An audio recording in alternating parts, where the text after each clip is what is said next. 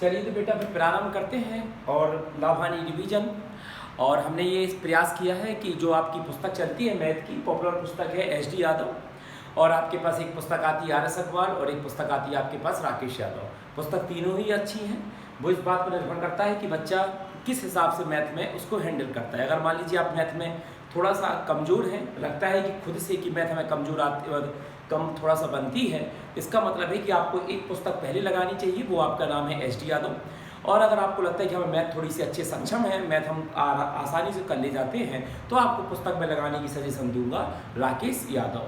तो हम लोगों ने ये प्रयास किया है बेटा कि एस.डी. यादव के अभी सभी टाइप प्रथम, टाइप 2, टाइप 3, टाइप 4 और टाइप 5, इसके बाद जो नेक्स्ट आपके पास 4-5 टाइप है जस्ट इसके बाद उसको कंप्लीट करा देंगे।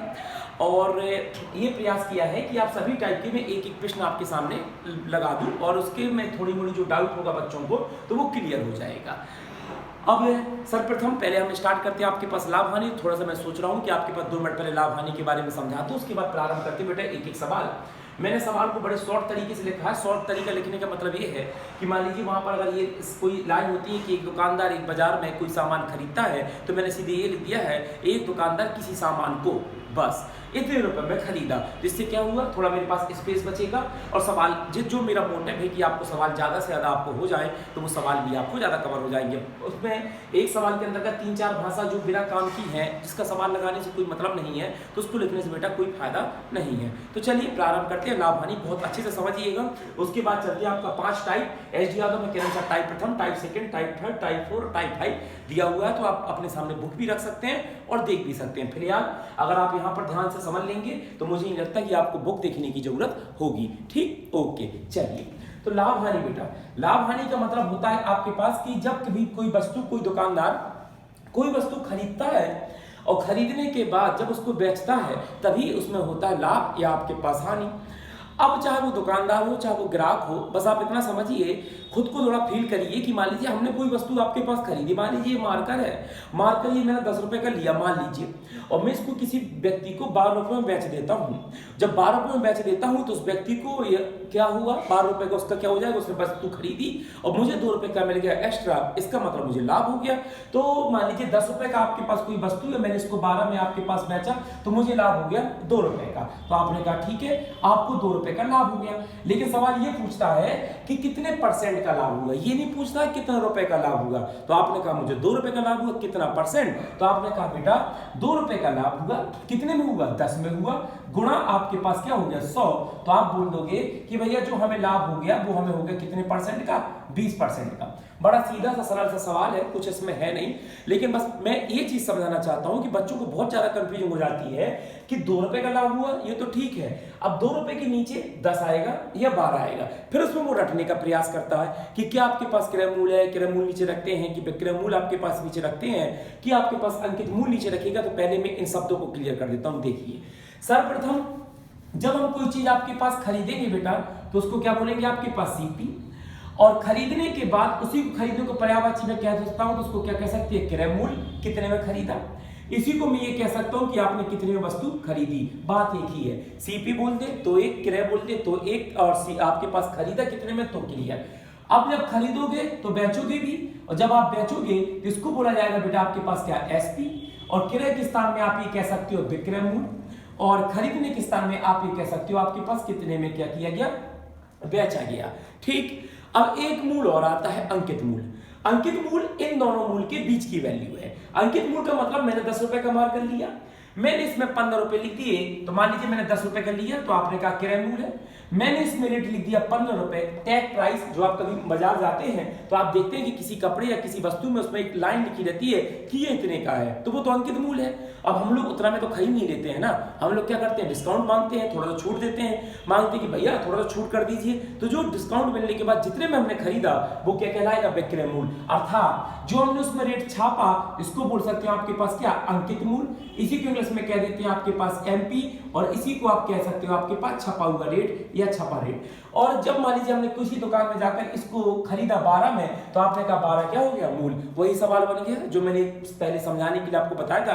तो आपने कहा 10, छपा हुआ रेट कितना था 15, आपने खरीदा कितने में 12, इसका मतलब है आपको फायदा होगा कितने का 2 का। तो आपने कहा 2 रुपए का फायदा हो गया। अब समस्या है कि नीचे क्या रखें 10, कि नीचे 15, कि नीचे आपके पास 12। तो बड़ा आसान है, आप तो हमेशा ये देखा कीजिए ये वस्तु आपको कितने की पड़ी। तो आपने कहा ये हमें वस्तु जो आपके पास पड़ी थी वो दुकानदार को वो कितना की 10 की थी, उसमें कितना लिखा उससे कोई लेना देना नहीं है, उसमें आपको कितनी की बेची ये बस समझिए। तो आपने कहा 12 की बेची, फायदा कितना को 2 का, तो 2 का फायदा किसमें हुआ बेटा 10 में हुआ। ठीक है, तो आपके पास कितना हो जाएगा, तो आपने कहा 10 और गुणा आपके पास 100, तो आपने काटा तो आपको कहा 20% का क्या हो जाएगा लाभ हो जाएगा।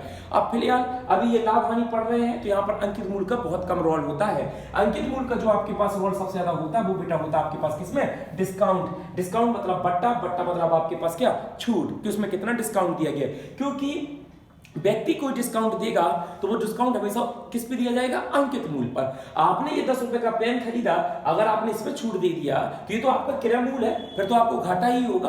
कोई दुकानदार है 10 रुपए में भी छूट दे रहा है, 10 का वो खुद खरीद कर लाया है तो घाटा होगा, स्वाभाविक है। इसका मतलब बिल्कुल सीधा सा सिद्धांत है, आपको दुकानदार जब भी किसी प्रकार का डिस्काउंट देगा, छूट देगा, बट्टा देगा तो वह हमेशा किस मूल्य पर देगा अंकित मूल्य पर। हाँ, अब मान लीजिए उसने इस पेन का रेट कर दिया 15, अब कोई बात नहीं, 1 रुपए का डिस्काउंट करे तो 14, 2 रुपए का डिस्काउंट किया तो 13 और 3 रुपए का डिस्काउंट कर दिया तो 12 में बिकेगी। लेकिन हमेशा डिस्काउंट किस में देगा, तो याद रखिएगा अंकित मूल्य पर। कभी भी डिस्काउंट आपके पास क्रय मूल्य पर नहीं देता है। अगर क्रय मूल्य पर डिस्काउंट देने को बैठ गया तो फायदा तो होगा ही नहीं, हमेशा क्या होगी हानि। चलिए ओके, अब एक चीज और, सर्वप्रथम कि हम प्रॉफिट कैसे निकालते हैं तो आप या हानि कैसे निकालते हैं। 3 माध्यम है आपके पास। मान लीजिए आपके पास कोई वेतन है आपके पास बेटा 10,000 रुपए और मैंने कहा कि मुझे इसमें 10% का क्या हो गया लाभ। तो पहला तरीका देख लीजिए, पहला तरीका कुछ बच्चे सीधा करते हैं, 10,000 10% आपके पास लाभ है, 10% हटेगा तो नीचे क्या पहुंचेगा 100,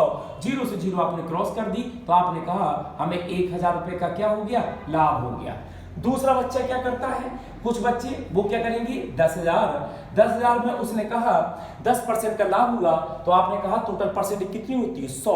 अब 100 में 10% का लाभ मतलब 110, 100 में 10% का घाटा मतलब 90। बेटा हमेशा किसी चीज में घाटा या फायदा किसमें होगा 100% में। कोई चीज आपके पास लाखों की हो, चाहे आपके पास करोड़ों की, चाहे हजारों की, लेकिन होगा तो वो परसेंट में कितना 100। अब किसी ने उसमें क्या किया 10% आपके पास फायदा है तो वस्तु कितने की बिकी 110 की, और किसी ने कह दिया इसमें -10% का घाटा है, इसका मतलब वस्तु कितने की बिकी 90% की। तो यहाँ पर 10% का फायदा हो रहा है तो आप ये भी कर सकते हैं। अच्छा 100 में 10% का फायदा तो 110 बटे आपके पास 100, तो आपने इसको क्रॉस किया तो आपके पास जो वैल्यू आएगी वो कितना आएगी 11,000। ये भी आपके पास सही है। तीसरा तरीका आप ये कह सकते हो भिन्न से। आपने कहा 10% मतलब होता है बेटा आपके पास 1/10। 10% की भिन्न क्या होती है 1/10, तो आपने कहा 10% बराबर 1/10 और वस्तु कितनी की थी 10,000 की, तो आपने कहा 10 तो कुल होगा, हमेशा हर क्या होता है टोटल वैल्यू। तो अगर 10 बराबर आपके पास कुल है तो आपने कहा 10 में 1 रुपए का फायदा। फिर ध्यान दीजिए 10% का आपके पास फायदा होगा तो 10 में जो फायदा होगा वो 1 का फायदा होगा, तो आपको मिलेगा कितना, तो आपको मिलेगा 11। आपने कहा 10 में 1 मिलेगा तो आपको कहा हमें मिलेगा कितना 11। बस अब ये देखा कीजिए सबसे बेस्ट तरीका होता है बेटा आपके पास ये लगाने का। जब कभी सवाल आपके पास टिपिकल बनता है तो ये चीज आपको बहुत आसानी से सवाल सॉल्व कर देती है। जैसे आगे 2.5%, 33.5%, 84 सही 2/3%, तब बेटा यहाँ पर कैलकुलेशन थोड़ा सा दिक्कत हो जाती है। इससे यहाँ पर काम आता है आपके पास क्या भिन्न। तो आपने कहा 10 की वस्तु है 1 का फायदा हुआ तभी तो 10% का फायदा हुआ, और बिकेगी कितनी की 11 की। 10 में 1 रुपए ज्यादा कमाओगे तो बिकेगी कितनी 11 की। अब ये ध्यान दिया कीजिए सवाल ने दिया क्या है, सवाल ने कहा अमाउंट कितनी है 10,000, तो आपने कहा कुल अमाउंट है 10,000, इसका मतलब 10 बराबर आपके पास क्या 10,000। अगर सवाल कहता 12,000 या 11,000 की वस्तु बेची तो आप कहते विक्रय मूल्य ये 11, ये बिका है तो 11 बराबर 11,000। अगर ये कहता मुझे 11,000 रुपए का लाभ हुआ तो आपने कहा 10 में 1 रुपए का लाभ हुआ, इसका मतलब 1 अनुपात बराबर 11,000। फिर जो पूछता वो आप निकाल लेते, लेकिन उसने कहा ये आपने कहा कुल मतलब ये क्रय मूल्य, ये क्या है विक्रय, क्योंकि वस्तु कितने की बिकी 10 में 1 का फायदा 11 की, एक क्या है आपके पास लाभ। अब ध्यान ये देना है कि क्या दिया है सवाल में, विक्रय मूल्य की लाभ की कुल, तो सवाल ने दिया कुल कि उसके पास आय कितनी थी 10,000, तो आपने कहा 10 बराबर आपके पास कितना बेटा 10,000, 0 से 0 किया तो 1 बराबर आपके पास कितना आ गया 1,000। पूछ लो जो पूछना हो। उसने कहा वस्तु कितने की बिकेगी या कितने का हो जाएगा, तो आपने कहा 10% का लाभ हो गया, 10 मतलब 11 का टोटल होगा, तो आपने कहा 11 अनुपात में अगर 1,000 का गुणा करेंगे तो आपके पास वस्तु कितनी आ जाएगी, आपके पास आ जाएगी बेटा कितना 11,000 की। ठीक है, फिर से रिपीट करते हैं तेजी से। आपने कहा 10,000 में 10% 1,000, तो बिकेगी कितनी की 10,000, ये 1,000 का फायदा 11,000। 10,000 सीधा कर दिया गुणा 110/100, तो टोटल कितनी बिकी 11,000, ये भी आंसर सही है। आपके पास तीसरा भिन्न से 10% बराबर आपके पास 1/10, जब 1 आपके पास 10 हो गया तो आपने कहा 10 में 1 रुपए का लाभ मतलब 11 की बिकेगी, 10 की वस्तु थी 1 का लाभ था, उसने आपको ये दिया वस्तु कितनी की 10,000, तो आपने कहा 10 बराबर 10,000। अगर ये कहते थे वस्तु बिकी 11,000 की या 12,000 की, तो आप कहते 11 बराबर 12,000। या फिर कहता 100 रुपए का लाभ हुआ तो 1 बराबर 100, तो आपने कहा अच्छा कुल है 10,000, तो आपने कहा 10 बराबर 10,000 बराबर सामने सामने भाग 0 से 0 कट हो गया, 1 बराबर 1,000। पूछ लो जो पूछना हो। उसने कहा लाभ कितने का, तो आपने कहा 1 बराबर 1,000, तो यहाँ पर लाभ कितना 1, तो यहाँ पर भी लाभ 1,000। कितने की बिकेगी, तो आपने कहा 1 बराबर 1,000, तो 11 में गुणा कर देंगे तो आपने कहा बिकेगी कितने की 11,000 की। चलिए बेटा तेजी से लगाते हैं आपके पास सवाल। ओके ध्यान दीजिए,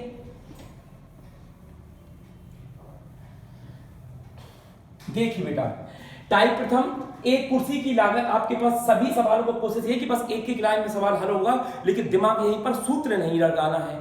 मैथ में कभी आपको सूत्र नहीं सीखना, जब कभी पूरे टॉपिक होते हैं मैथ के 16-17 अर्थमेटिक के टॉपिक होते हैं, मुश्किल से 5 या 6 सूत्र ही आपको याद करना पड़ते हैं, क्योंकि कुछ सवाल अपवादित होते हैं। अपवादित का मतलब ये है कि सूत्र उसको 2 लाइन में हल कर देगा, अगर आप बेसिक करने बैठोगे तो यहां से लेके यहां तक पेज ही भर जाएगा। तो फायदा उसी में है कि सवाल कैसे हो जाए जल्दी, तो आप वहां पर सूत्र बिल्कुल रटिए, कोई दिक्कत नहीं। लेकिन 90% मैथ में आप बिना सूत्र को से भी सवाल को बिना आपके पास उसके 1 या 2 लाइन में बड़े आराम से कर सकते हो, तो ध्यान से देखना। टाइप प्रथम आपके पास, तो आपने कहा एक कुर्सी की लागत 180, बिल्कुल समझिए आराम से, 180 लागत है। आपने कहा अच्छा, और 180 की लागत को तुमने बेच दिया कितने में 216 में, तो भाई साहब आपने खरीदा 180 में, बेचा 216 में, तो फायदा ही हो गया, फायदा आपके पास हो गया। तो कितने का फायदा हो गया, तो आपने कहा जो मैं फायदा हो गया वो कितने रुपए का फायदा हो गया 36 रुपए का हो गया हल। उसने ये नहीं पूछा कितने रुपए का फायदा होगा, कितने परसेंट का, तो बस आपने कहा 36 का फायदा हो गया। कितनी की वस्तु थी 180 की थी, और परसेंट निकालने के लिए गुणा 100, ये तो बचपन से करते चले आ रहे हैं, सवाल हल हो गया, बड़ा आसान है। 36 का फायदा, वस्तु कितने की थी, आपने कहा 180 रुपए की, तो 180 में 36 ज्यादा कमा लिया। आपने बेटा कोई पेन या कोई मोबाइल लिया, मोबाइल आपका 5,000 का है, आपने 7,000 का बेच दिया, तो आपको फायदा ही हुआ ना।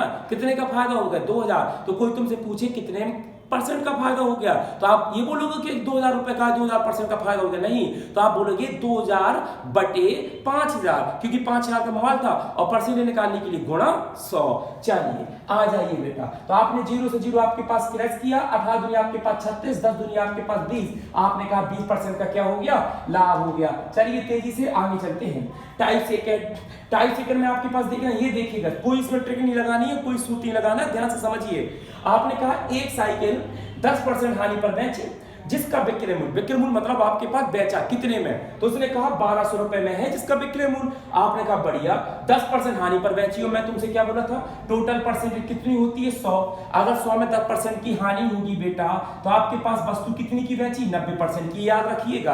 आपने कहा हाँ सही बात है, 10% का फायदा होता 110, 10% का घाटा हो गया 100 में, 10 घटेगा तो 90, तो आपने कहा 1,200 रुपए बेची, जो कि यदि 19% की हानि पर बेचता, अच्छा आपने कहा 19% की हानि पर बेचता, तो 100 में से अगर -19 कर लेती, मौखिक सवाल होते हैं, तो आपने कहा कितने की बेचेगा वस्तु 81% की, 81 की, ये दिमाग में चल रही है, लिखना नहीं है। आपने कहा 100, 20% का घाटा 80, 20% का फायदा 120, तो बस हो गया। अब उसने कहा 10% की हानि, तुमने कहा 10% की हानि, इसका मतलब 90, और 90 में वस्तु कितनी की बेची 1,200, तो आपने कहा 90% में वस्तु बेची है 1,200 की, खत्म। 90% बराबर कितना 1,200, क्यों 90% बराबर 1,200, क्योंकि भैया 10% की हानि हो गई। जब हानि हो गई तो उसने कहा अगर मैं 19% की हानि पर बेचता, तो हमने कहा कोई बात नहीं, 19% की हानि बेचता मतलब 81% पे बेचना चाह रहे हो, 81% बेचना चाह रहे हो, तो यहां गुणा किसका कर देंगे 8-1 का सवाल बहुत आसान होता है, बस हो गया सवाल आपके पास हल।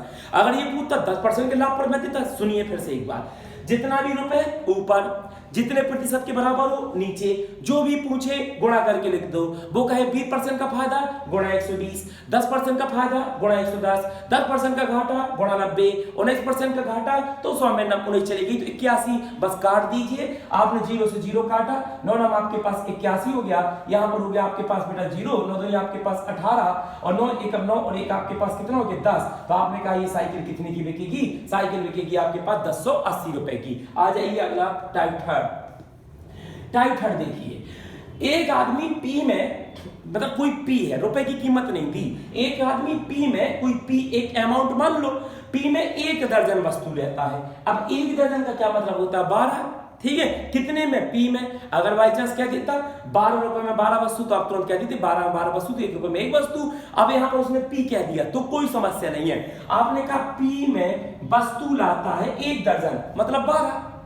अब वो कह रहा और P/8 के रूप में बेच देता है, मतलब फिर समझिए P में वस्तु लाता है 12 और वही P में 8 रुपए के हिसाब से बेच देता है, मतलब बेचता है P रुपए में कितना 8। अब जरा बताइए P रुपए बाजार लेकर गया, 12 वस्तु जेब में डालकर लाया और किसी व्यक्ति को 8 वस्तु बेच दी और वही P उसने फिर कमा लिया, तो फायदा ही हो गया ना।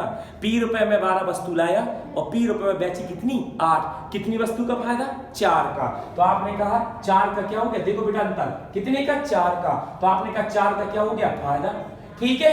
अब फायदा तो तभी होगा जब अगर तुम्हारे पास कितनी वस्तु का 4 का फायदा। अगर इन 4 वस्तुओं को मैं 0 रुपए में बेच दूं तो क्या फायदा, कुछ नहीं। तब आपने कहा 4 को, जो 4 वस्तुएं आपकी एक्स्ट्रा बच गई हैं वो किस रेट में बेचोगे, जिस रेट में तुमने ये बेची है।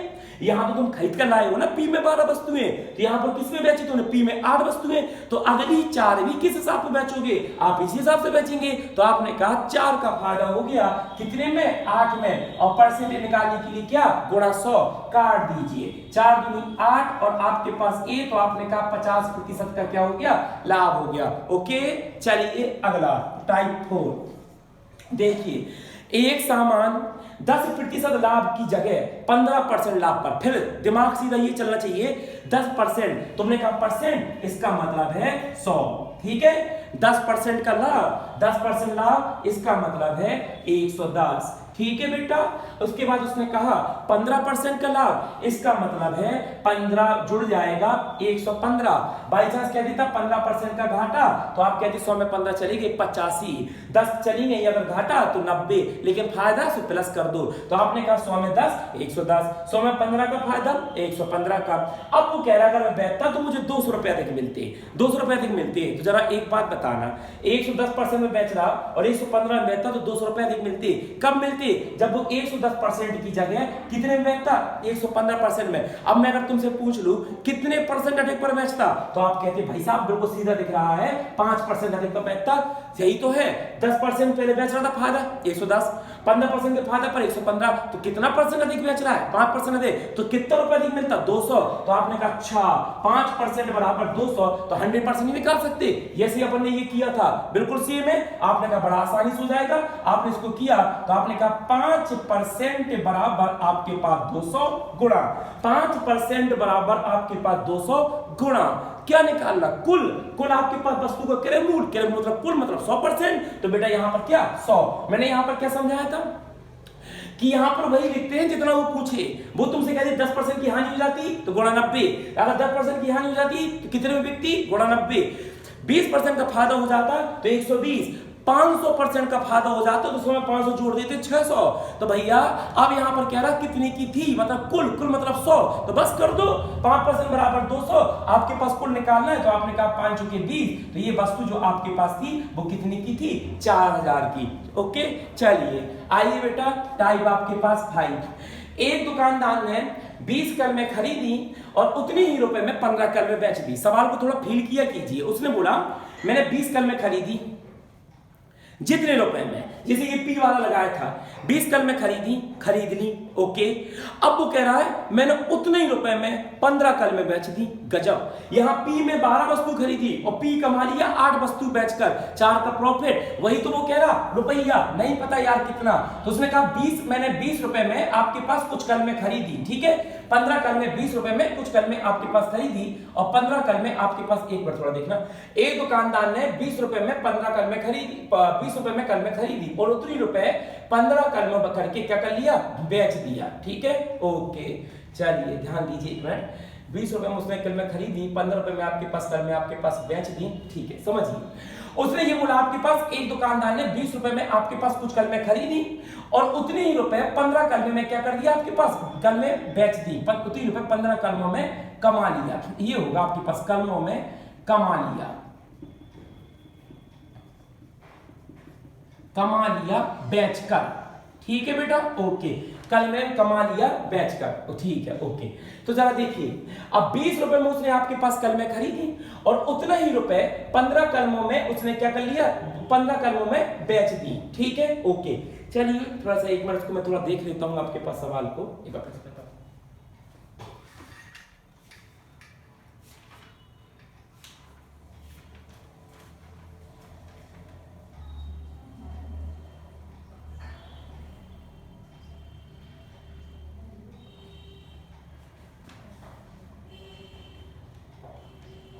हाँ बेटा, ओके, समझ में आ गया। ये थोड़ा सा मिसप्रिंट यहाँ पर हो गया था। सवाल ये है आपके पास कि एक दुकानदार ने जितने रुपए में, यहां पर है आपके पास जितने रुपए में, सही है, 20 कल में खरीदी। ऐसा है सवाल कि एक दुकानदार ने जितने रुपए में, रुपए नहीं बताया, जितने रुपए में उसने कह रहा है कि 20 कल में आपके पास खरीदी, ये है आपके पास जितना। अब समझिए, उसने कुछ रुपए लगाए, रुपए नहीं पता, तो आपने कहा जितने रुपए में उसने आपके पास कितनी कल में खरीदी, 20 कल में आपके पास खरीदी।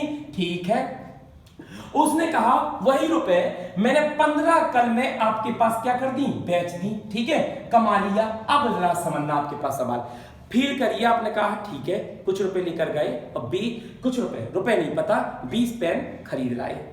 आपने उतने ही रुपए कितने पेन बेचकर कमा लिया, 15 पेन बेचकर या कलम बेचकर कमा लिया। तो भाई साहब, आपने फायदा सौदे का किया, घाटे कहानी का, तो आपने कहा फायदा हो गया, पर रुपए पता नहीं, लेकिन उतने रुपए में 20 पेन खरीदी, उतने ही रुपए 15 कलमों में कमा लिया। तो कितने कलमों का फायदा हो गया, तो आपने कहा जो हमें फायदा हो गया, कितने कलमों का, 5 कलम का फायदा हो गया। ठीक है, रुपए जितना था भगवान जाने, कितना कमा लिया उतने ही कमा लिया, सेम टू सेम, बात अलग। 20 कल में खरीदी थी, उतने में बेची कितनी, 15, प्रॉफिट कमाया कितने का, 5 का।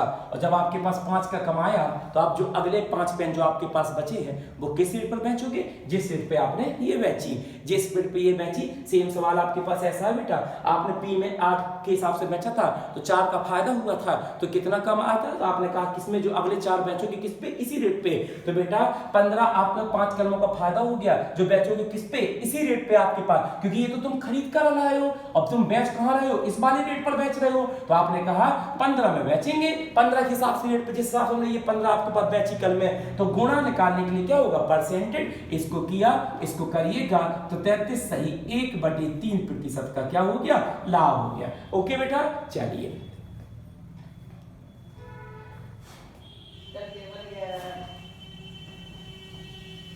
बन गया।